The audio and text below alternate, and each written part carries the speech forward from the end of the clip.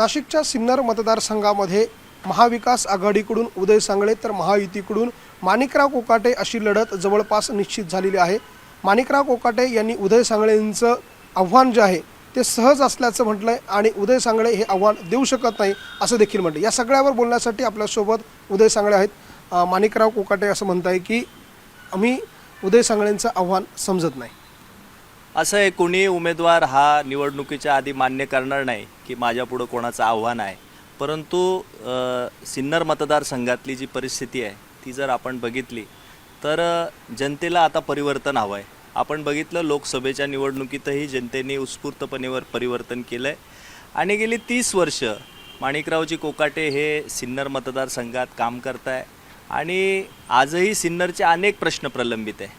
आजही सिन्नरचा पिण्याचा पाण्याचा प्रश्न आहे, रस्त्यांचा प्रश्न आहे, इंडिया बुल सेजसारखा प्रकल्प गेली 20 वर्ष हा पडून आहे, तरुणांच्या रोजगाराचा प्रश्न आहे आणि ह्या सगळ्या गोष्टींमुळं जनतेमध्ये प्रचंड आक्रोश आहे, प्रचंड भ्रमनिरास झालेला आहे आणि त्यामुळं आता जनतेला परिवर्तन हवं आहे। त्यामुळं सिन्नरमध्ये परिवर्तन होणार हे निश्चित आहे। तुम्ही खरं तर दादा भुसेंचे निकटवर्तीय म्हणून तुमची ओळख होती, एक जवळीचं नातं होतं। तेच दादा भुसे आता तुमच्या समोर असणार आहे किंवा ते तुमच्या समोर प्रचाराला येणार आहे, त्यावेळेला तुमची नेमकी भूमिका काय असेल भुसे समोर असल्यावरती?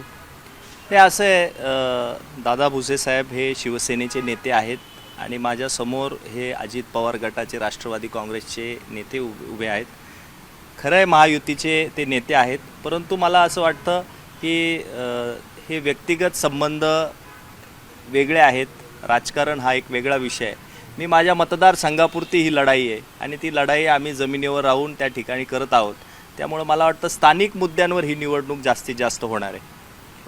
आणखी एक महत्त्वाचा प्रश्न, पवार साहेबांना आपण ज्यावेळेला भेटला, नेमकं पवार साहेबांची साथ या मतदारसंघात कशा प्रकारे मिळेल असं आपल्याला वाटतं? असं आहे, सिन्नर मतदारसंघ हा मागच्या 40 वर्षाचा इतिहास बघितला तर शरद पवार साहेबांना मानणारा एक वेगळा वर्ग सिन्नरमध्ये।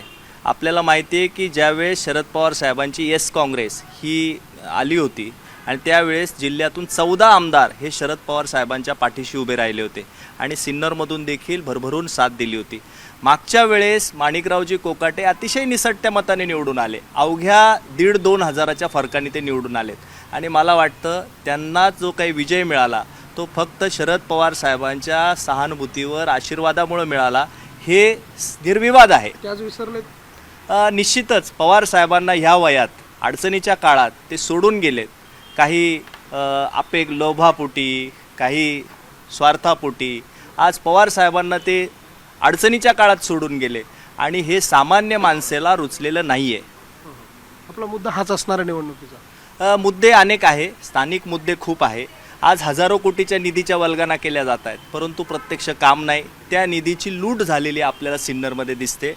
त्यामुळं अनेक मुद्दे, विकासाचा एक आभास निर्माण केला जातोय, प्रत्यक्ष विकास कामं हे दिसत नाही। ही सिन्नर मतदारसंघातली वास्तव परिस्थिती आहे।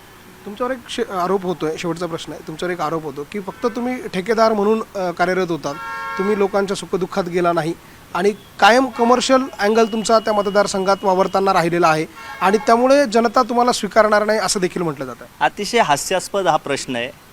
ठेकेदारीचा माझा काही संबंध नाही। गेली 22 वर्ष मी सार्वजनिक जीवनात काम करतोय, मला माहीत नाही ही माहिती आपल्यापर्यंत कोणी दिली आहे, परंतु मी एक चळवळीतला कार्यकर्ता आहे। विद्यार्थी चळवळीपासून युवक काँग्रेस, मी पंचायत समितीत नेतृत्व केलं, माझ्या पत्नीने जिल्हा परिषदेचं अध्यक्षपद भूषवलं आणि सिन्नर मतदारसंघाला, नाशिक जिल्ह्याला उदय सांगळे हा काय कार्यकर्ता आहे हे सगळ्यांना ज्ञात आहे।